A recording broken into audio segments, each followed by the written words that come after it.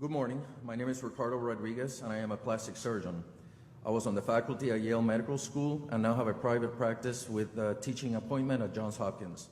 I have a grant from the Maryland Stem Cell Research Foundation to track SVF cells in vivo that have been injected into irradiated breasts. My comments will be restricted to the FDA draft guidance for adipose tissue and levels of risk.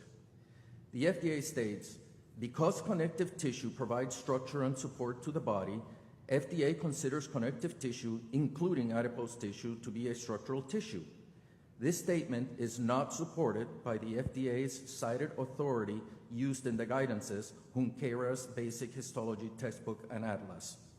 In the chapter dedicated to connective tissue, Junqueira recognizes that connective tissue has other functions than providing structure and support.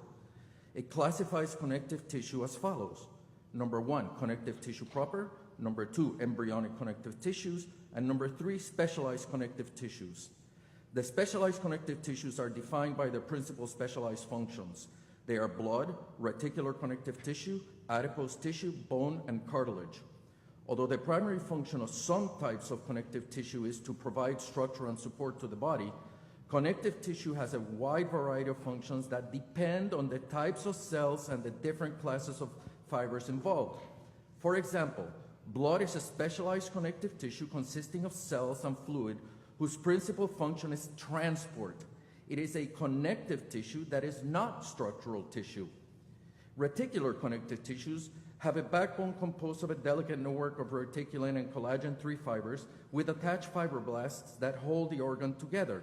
Examples of reticular connective tissue are liver, bone marrow, pancreas, and lymph nodes. It is connective tissue that is not structural tissue. In fact, the FDA explicitly classifies these connective tissues as non-structural because they serve predominantly metabolic or other biochemical roles in the body, including endocrine functions. Adipose tissue is yet another specialized connective tissue that has structural elements but is not solely defined by them. Junqueira, the FDA's own cited authority, lists the many functions of adipose tissue in Chapter 5. In the first paragraph, it lists the storage, depot, and metabolic energy regulatory functions of adipose tissue. In the second paragraph, it highlights the importance of adipose tissue as a secretory endocrine organ responsive to nervous and hormonal stimuli. In the third paragraph, it lists the space-occupying and cushioning physical properties of adipose tissue. Furthermore, in the summary key points section of the chapter used as an authority source, it states that defining cells of adipose tissue are adipocytes. Cells of adipose tissue are supported by reticular fibers. The FDA's cited authority cites clearly and emphatically that adipose tissue is connective tissue whose defining function is metabolic and non-structural, coexisting with structural features. A Google Scholar search of all available online and medical research databases for the primary function of adipose tissue returns 538,000 journal articles. The vast majority refer to the non-structural endocrine and secretory properties of adipose tissue. A search for the exact match or the phrase primary function of adipose tissue yielded the following.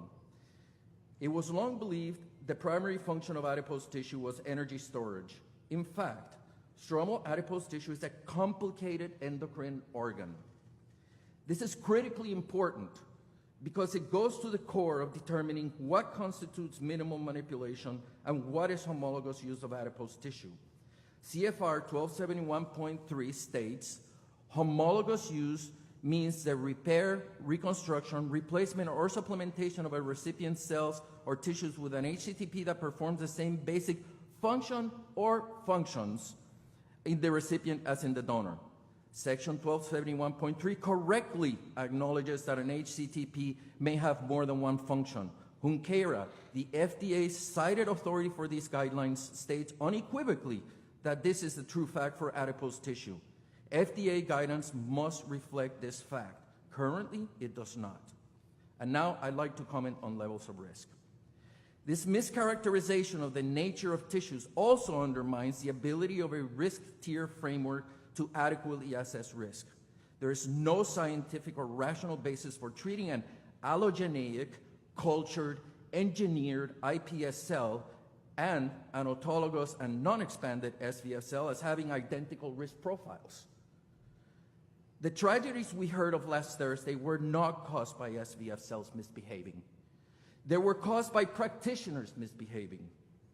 A general practitioner, instead of a board-certified ophthalmologist, injecting an eyeball poses a far greater and immediate danger than whatever cells or even FDA-approved drug may be in the syringe. That is the real problem that brought us here. Any meaningful solution must target this problem effectively. Studies and registries are a great start to verify claims of safety, but they happen only after the fact. They are also prone to self-reporting errors. Accreditation of stem cells facilities and practitioners is a better solution. Any practicing physician here in this audience knows that accreditation of practitioners and healthcare facilities is the industry standard for maximizing patient safety before, during, and after therapy.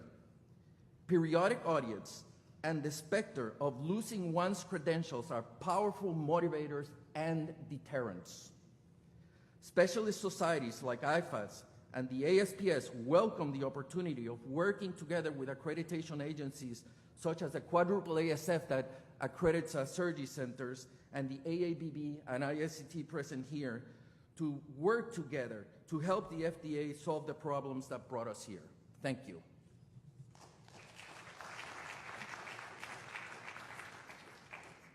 Thank you.